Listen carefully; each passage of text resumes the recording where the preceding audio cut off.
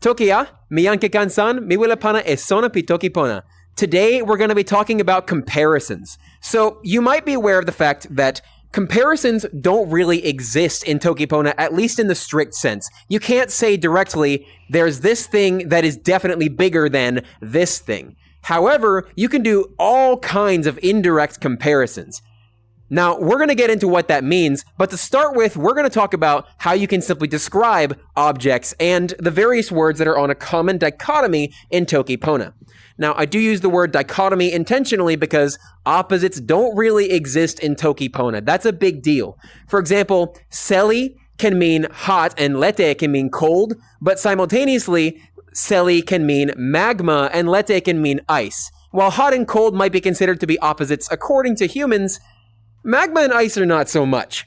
That's a very important distinction that's going to come up during this lesson. So, to start with, let's talk about something relatively simple. How about tomo ni li suli? Now, this is like the simplest case you could possibly have, where we have another sentence side by side with the original to make the point of comparison. And of course, in this case, we're referring to two distinct ni.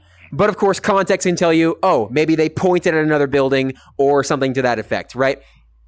This is the most common kind of comparison in Toki Pona and basically comes directly from how you describe things in Toki Pona in the first place, where you simply say, hey, this is the property of this thing. But this doesn't really tell you what kind of large it is or what kind of small it is. All it tells you is the relationship between these two different tomo.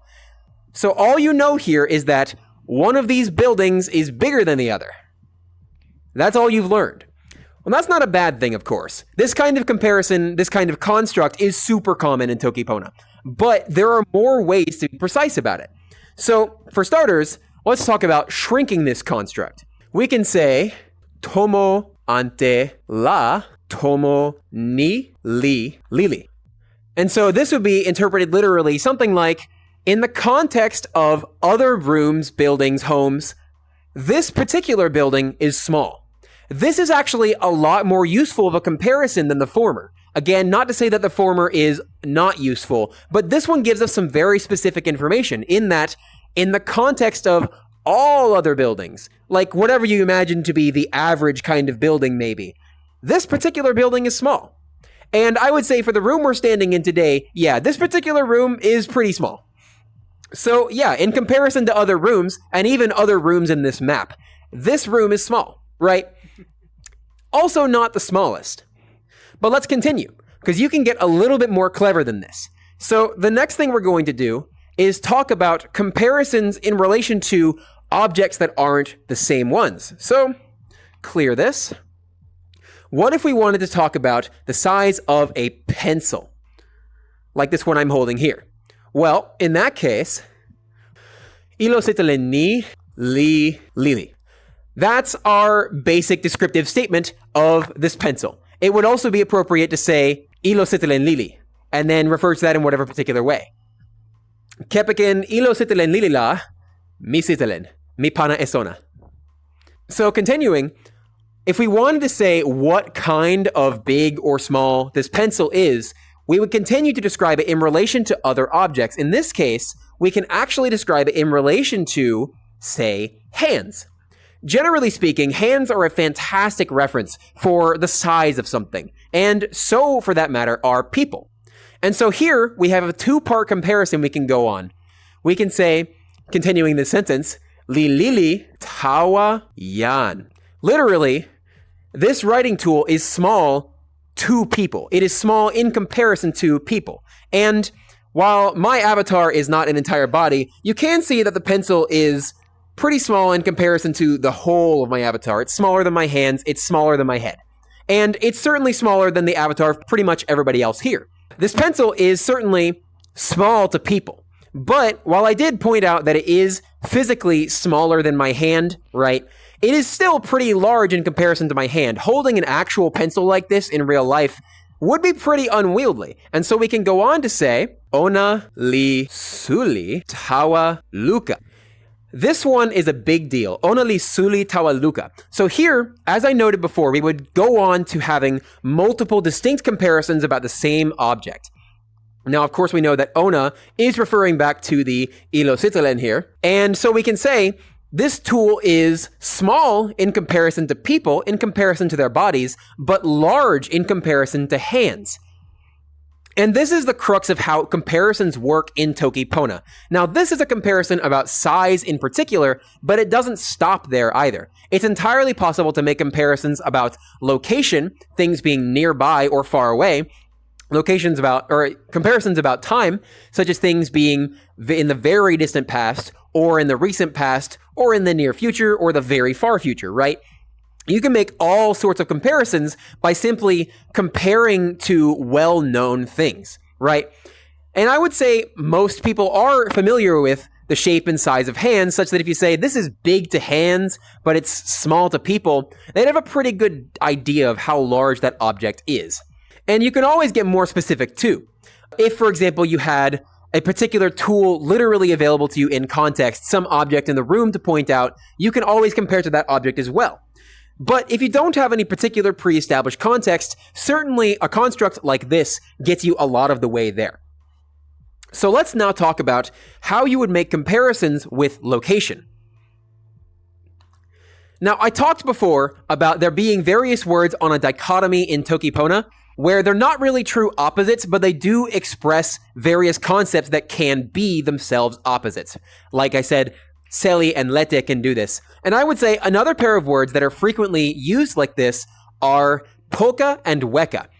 Poka being side or hip, weka being far away, or not literally far away, I suppose that would be ma weka, but something that is far away, something that has been removed. And yeah, it's entirely possible to use these in a comparison in order to express something about location. So let's say we wanted to talk about where my mom lives. Mama mi li lon ma poka pi tomo suli mi. And this could be interpreted something like, my parent lives at the side of the large city I live in. And then you could say, how about yan olin mi li lon ma weka. My partner is in a faraway place, right? And of course, as I said, you can use these kind of constructs to make a dichotomy between whatever two particular comparisons, whatever two objects you're looking to make a distinction between. The comparisons don't stop there. You can go on to describe how close this poka is, or how far this weka is, in comparison to other objects or other things you know of that are similarly far away. Not too long ago, I had to describe to somebody, yeah, I live on the Gulf of Mexico, but I did so in Toki Pona. And so it went a little bit something like this. Mameweka liyo etelosuli tuwan. The United States has 3 large bodies of water. Ona tu li suliat, ona wan li lili. And this is another form of comparison.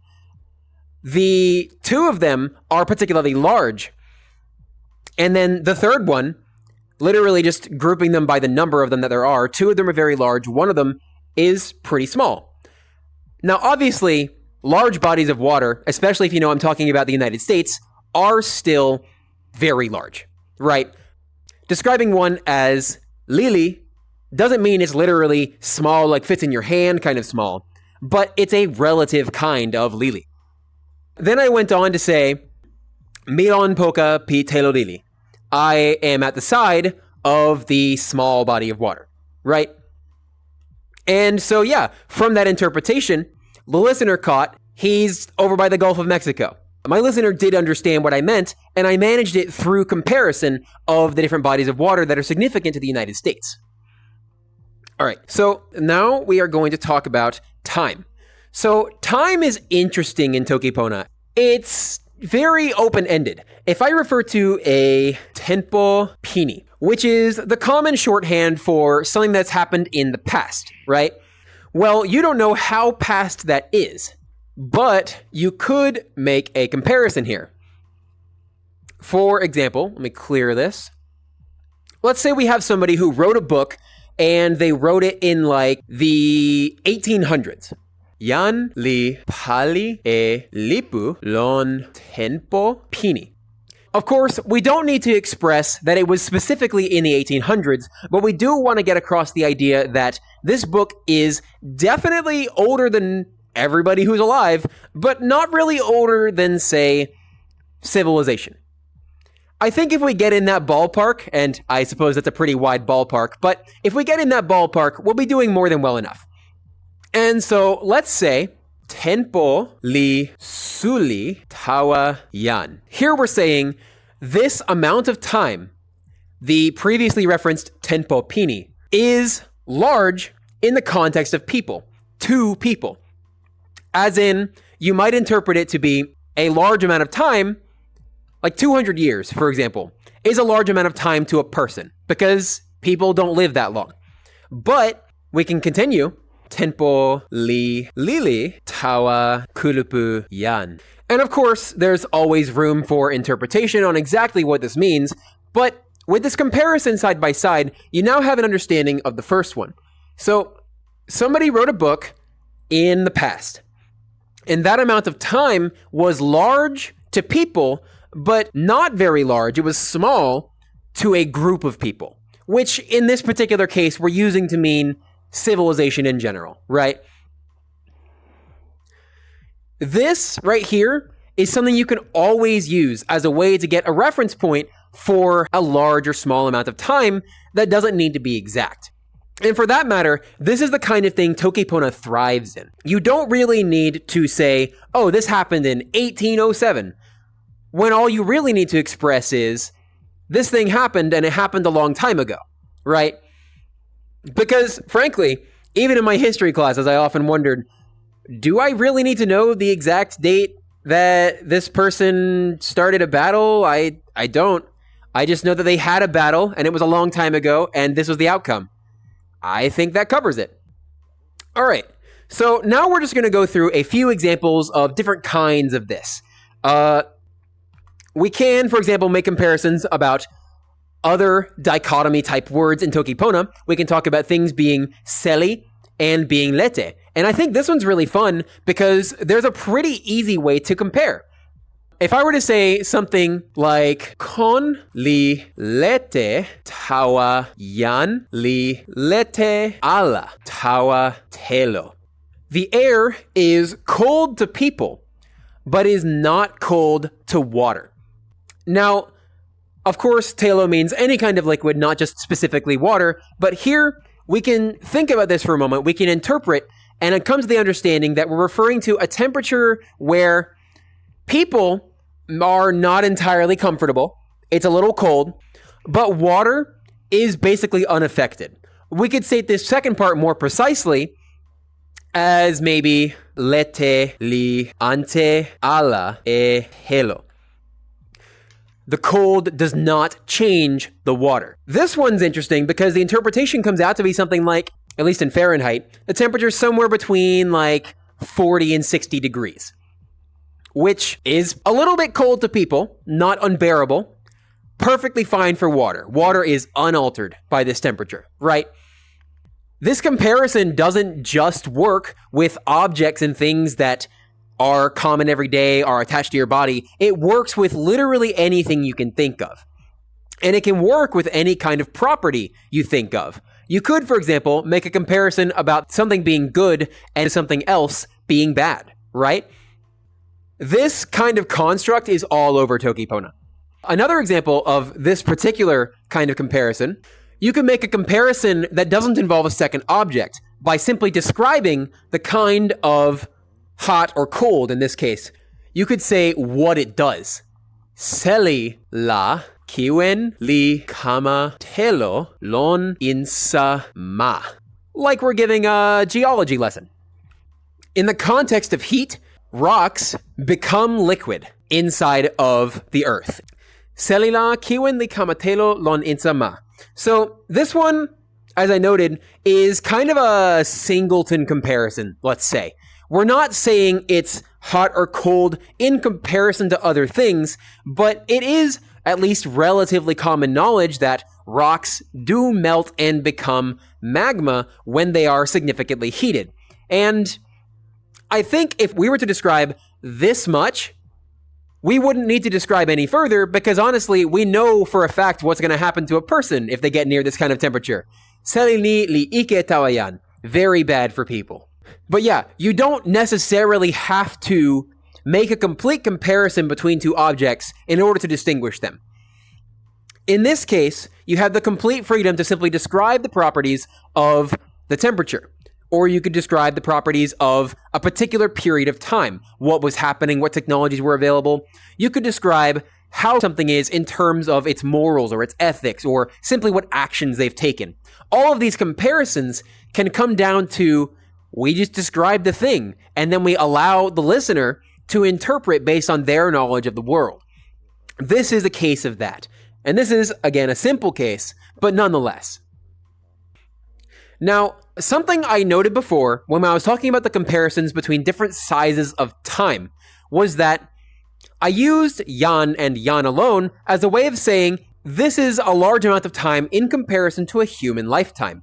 But what if you wanted to say something more like this is a huge amount of time in comparison to how long humans have been around? Like you were talking about the very vast amount of time that it takes for astronomical changes to happen in the galaxy. You can again talk about different kinds of comparisons, right? You can talk about different objects that aren't just people. So let's say, mun pi weka suli li tawa sike lon tenpo suli a.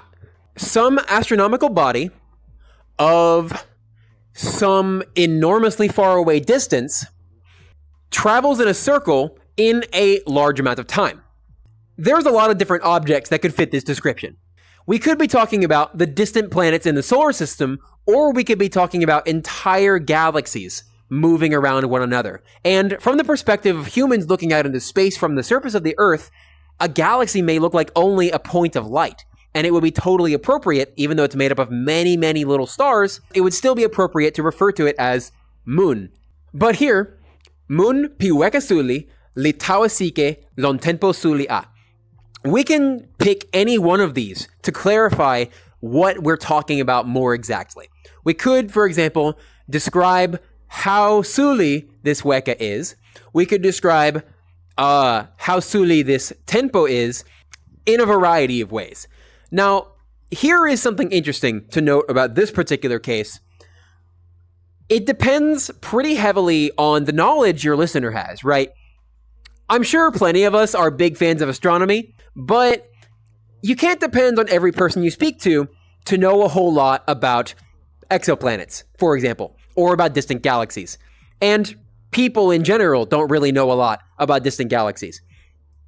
But you can make comparisons to objects that are in the solar system that people would know about, right?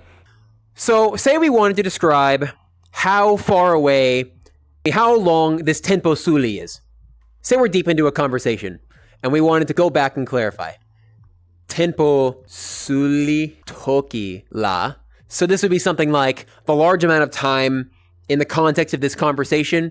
Toki to clarify that maybe it's related to this conversation.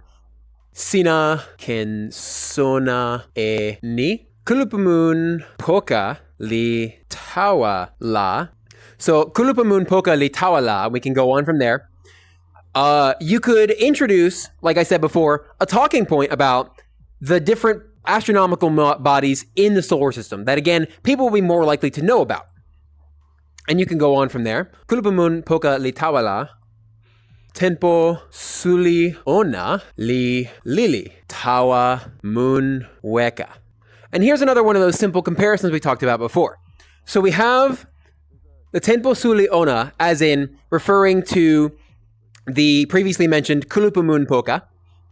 The large time that belongs to it, or them in this case, is small to mun weka, as in the astronomical bodies from the beginning of this conversation.